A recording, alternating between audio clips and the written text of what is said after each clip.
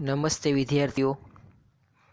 ધોરણ 11 કોમર્સ વિષય વાણિજ્ય પત્ર વ્યવહાર અને સેક્રેટરીયલ પ્રેક્ટિસમાં આપણે છેલ્લે એ જે આર્થિક દરજ્જા અંગેની માહિતી મેળવતો પત્ર અને ઉઘરાણીના પત્ર કલેક્શન લેટર એના વિશેનો અભ્યાસ કરતા હતા. આપણે જે આર્થિક દરજ્જા અંગેની માહિતી મંગાવતો પત્ર છે એનો એક નમૂનો એ આપણે જોઈ લો કે શાખ ઉપર મોકલાવેલ માલસામાનની ચૂકવણીનો સમયગાળો એ આપણે પત્ર નંબર 1 એ જોઈ લો, એટલે કે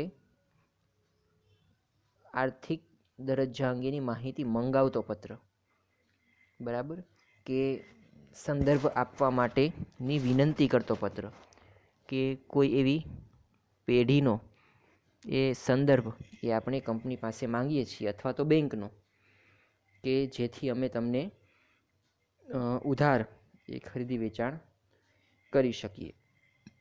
તો અહીંયા પેલો પત્ર એ આપણે નમૂનારૂપ જોઈ લો કે જેની અંદર સૌંદર્ય કોસ્મેટિક્સ છે એ નવવધુ નોવેલ્ટી સ્ટોર્સને જણાવે છે કે તમારે જો ઉધાર માલ જોઈતો હોય તો તમે રેફરન્સ અમને આપો, એટલે કે સંદર્ભ આપો. તેમાં પેઢી અથવા તો બેંક ગમે તેનો રેફરન્સ ચાલે, એવું આમાં લખેલું છે.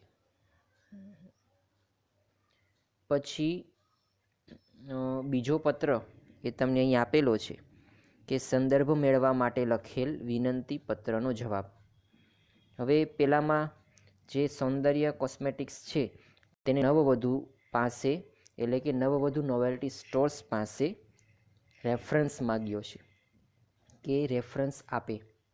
તો હવે એના પ્રત્યુત્તરમાં પત્રના જવાબમાં એ શું થશે તો કે રેફરન્સ આપશે, એટલે કે 2 અથવા તો તેના કરતાં વધારે પેઢીનો અથવા તો બેંકનો એ રેફરન્સ એ નવવધુ જે નોવેલ્ટી સ્ટોર્સ છે એ સૌંદર્ય કોસ્મેટિક્સને આપશે. તો નવવધુ નોવેલ્ટી સ્ટોર્સ, ઝાંઝર બજાર, સંતરામ રોડ અને નડિયાદ, એનું એડ્રેસ છે. ઈમેલ અને મોબાઈલ નંબર છે એ કમ્પલસરી નથી, તમારે લખવું હોય તો લખી શકો, પણ બને ત્યાં સુધી લખવાનું નથી. પછી તારીખ એ પણ અહીંયા 2 એપ્રિલ 2016 આપેલી છે. પછી સૌંદર્ય કોસ્મેટિક્સ એટલે કે ઇનસાઇડ એડ્રેસ, કે જેને આપણે પત્ર લખતા હોઈએ તેનું સરનામું. તો અહીંયા તો નવવધુ છે એ પત્ર લખે છે, અને કોને તો કે સૌંદર્ય કોસ્મેટિક્સને, બરાબર. 1 રાજ કોમ્પ્લેક્સ, નવા રોડ, વડોદરા. પછી પિનકોડ આપેલો છે. તો આ રીતે બંને એડ્રેસ. હવે સબ્જેક્ટ શું છે તો અમારી પેઢીના સંદર્ભ અંગે, કે એની પેઢીનો જે સંદર્ભ જે માગેલો છે કોસ્મેટિક્સ કંપનીએ, બરાબર, સૌંદર્ય કોસ્મેટિક્સ છે એના પ્રત્યુત્તર રૂપે એનો જવાબ આપતો પત્ર, એનો વિષય છે. મહોદય એટલે કે અહીંયા સેલ્યુટેશન સંબોધન આપેલું છે, ત્યાં તમે શ્રીમાન પણ લખી શકો. હવે પેલો પેરેગ્રાફ, આપના તારીખ 27મી માર્ચ 2016ના પત્રમાં આપે અમને સંદર્ભ આપવાનું સૂચવેલ છે. એટલે કે સૌંદર્ય કોસ્મેટિક્સે જે અગાઉ જે આપણે પત્ર જોયેલા જ છીએ તેમાં જે રેફરન્સ માગેલો છે એનો અહીંયા ઉલ્લેખ કરેલો છે પહેલા પેરેગ્રાફમાં. વ્યાપારિક શિરસ્તાનું પાલન કરવામાં અમે પણ માનીએ છીએ, એટલે કે વ્યાપારિક જે શિસ્ત છે, જે નિયમો છે એનું પાલન અમે પણ કરવા માગીએ છીએ અને અમે પણ એનું પાલન કરીએ છીએ. અમે છેલ્લા 10 વર્ષથી સૌંદર્ય પ્રસાધનોની વસ્તુઓના વેચાણ સાથે સંકળાયેલા છીએ. કે ભાઈ એ જે નોવેલ્ટી સ્ટોર્સ છે એ લગભગ છેલ્લા 10 વર્ષથી આ જે સૌંદર્ય પ્રસાધનો છે, એટલે કે મેકઅપની જે સામગ્રીઓ છે તેનું વેચાણ એ કરી રહ્યા છે, એટલે કે એનો પરિચય આપે છે. અમારા આર્થિક દરજ્જાની માહિતી મેળવવા માટે આપ નીચે દર્શાવેલ પૈકી અથવા તો અમારી બેંકનો સંપર્ક કરી શકો છો. એટલે કે પહેલા પત્રમાં જે રેફરન્સ માગેલો છે, તો આ પત્રની અંદર એ બેંક અને એક પેઢીનો એ રેફરન્સ આપે છે. તો એ નીચે પ્રમાણે એવું જણાવે છે કે બે જે બેંક અને પેઢીનું નામ છે તેને તમે અમારા વિશે પૂછી શકો છો. પેલું આપેલું છે કમલ ફાર્મસી એન્ડ કોસ્મેટિક્સ. એ પેઢીનું નામ છે. ગંજ બજાર, સૈયાજી રોડ, વડોદરા. અને એનો મોબાઈલ નંબર આપેલો છે. એટલે કે એક પેઢીનો રેફરન્સ એટલે કે સંદર્ભ આપેલો છે, અને બીજો સંદર્ભ એ બેંકનો એટલે કે bank of Baroda, Pij road શાખા, નડિયાદ. એની વેબસાઇટ, ઈમેલ અને જે સીબી નંબર એટલે કે કરંટ બેંક અકાઉન્ટ નંબર છે એ પણ તમને અહીંયા એ કોસ્મેટિક્સ કંપનીને આપે છે કે જેની પાસેથી એ રેફરન્સ લઈ શકે છે. અમે આશા રાખીએ છીએ કે ઉપરોક્ત પેઢી તથા બેંક પાસેથી માહિતી મેળવ્યા બાદ અમારો માલ સામાન આપ સત્વરે મોકલશો. એટલે કે હવે આ બંનેના નામ છે, એટલે કે બેંક અને પેલી પેઢી, એને જે આ કોસ્મેટિક્સ કંપની છે સૌંદર્ય કોસ્મેટિક્સ, એ પૂછશે કે ભાઈ આ જેને પત્ર લખેલો છે એટલે કે નવવધુ નોવેલ્ટી સ્ટોર્સ એ કેવા છે, એટલે કે કેવા છે એટલે કે એનો આર્થિક દરજ્જો કેવો છે, નાણાં ચૂકવણીની બાબતમાં એનું નામ કેવું છે, એ અંગેની એ પૂછપરછ એને કરશે. ત્યારબાદ એ નિર્ણય લેશે કે ઉધાર વેચાણ કરવું કે ન કરવું. તો આને કહેવાય છે રેફરન્સ. તો આ બીજો પત્ર હતો, એની અંદર રેફરન્સ એ કંપની આપે છે. પછી આપનો વિશ્વાસુ, ABC, અને પછી નીચે આપેલું છે ભાગીદાર. એટલે કે આ રીતે જે ભાગીદાર છે એ પત્ર લખીને એ રેફરન્સ માંગે છે.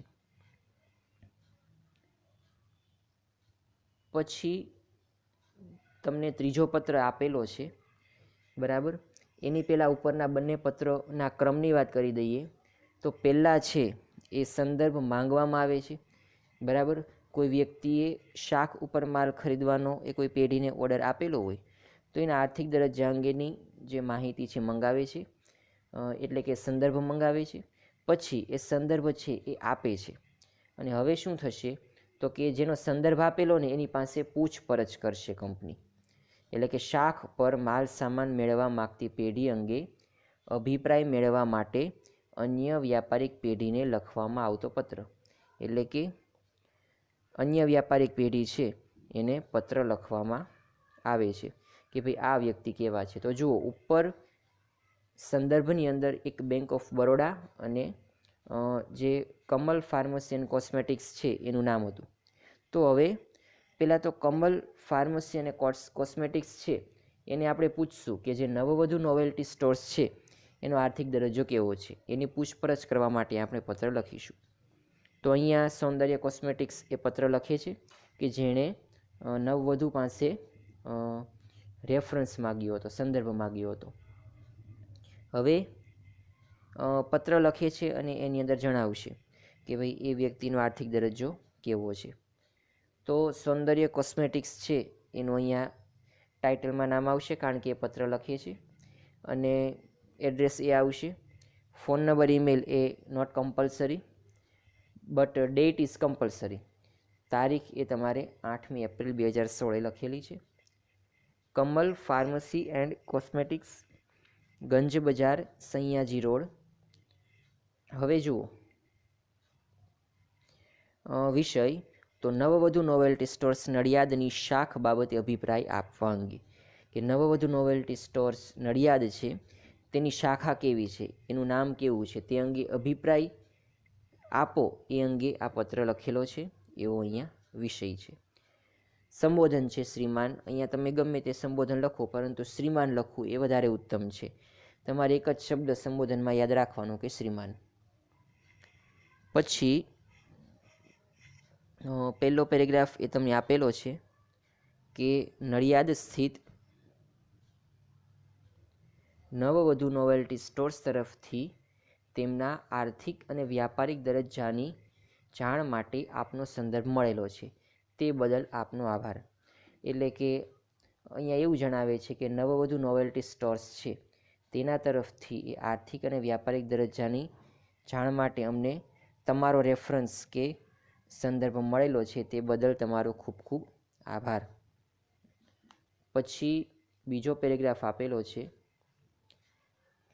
કે આ પેઢી અમારી પાસેથી ₹3 લાખ અંકે ₹3 લાખ પૂરાનો માલ સામાન 50 દિવસની શાખ પર મેળવવા માંગે છે.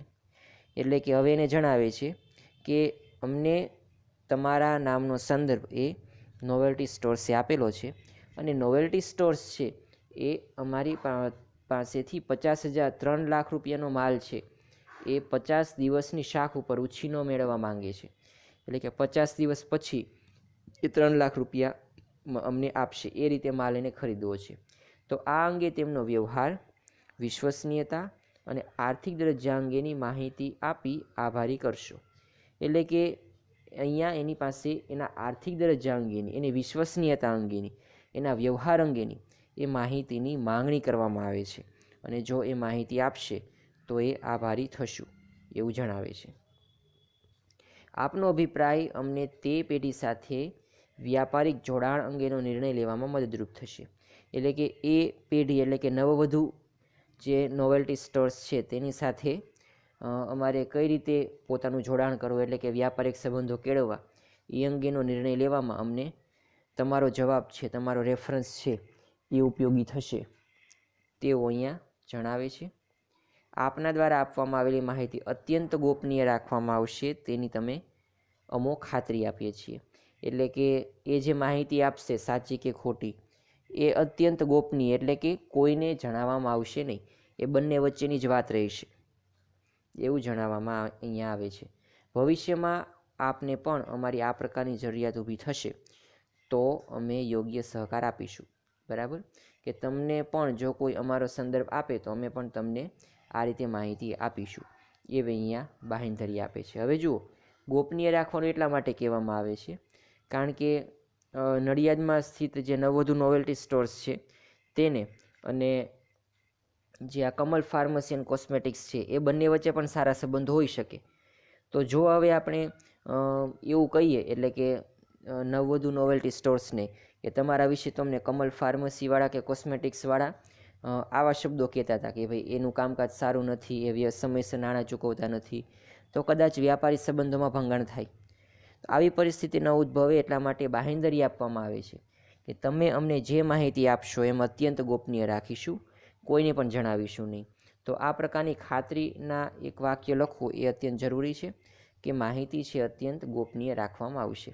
અને પછી ભવિષ્યમાં જો તમારે પણ આવી એક જરૂર પડે તો અમે પણ તમને મદદ કરીશું, એવી પણ અહીંયા બાંહેધરી આપવામાં આવે છે.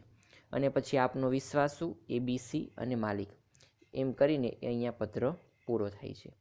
તો આ રીતે જે આપણે સંદર્ભ મંગાવેલો છે એ સંદર્ભમાં જે વ્યક્તિના નામ છે એની પાસે આપણે પહેલાં પેઢી પાસે એ તપાસ કરાવી કે નવવધુ નોવેલ્ટી સ્ટોર્સ એ કેવી કંપની છે, સારી કંપની છે, એની શાખ બજારમાં કેવી છે, તે અંગેની પૂછપરછ એ આપણે સૌપ્રથમ એક પેઢીને કરી. હવે આપણે એની પૂછપરછ છે બેંકને કરીશું, પરંતુ એ પત્ર આપણે આવતા લેક્ચરમાં જોઈશું. આજનો લેક્ચર અહીંયા સુધી રાખીએ છીએ. આજનું તમારે હોમવર્ક છે એ પત્ર નંબર 2 સંદર્ભ મેળવવા માટેનો વિનંતીના પત્રનો જવાબ અને પછીનો પત્ર એટલે કે પત્ર નંબર 3 એ બંને પત્ર એક એક વખત હોમવર્કમાં લખીને મોકલાવાના છે. નેક્સ્ટ લેક્ચરમાં આની પછીનો પત્ર જોઈશું.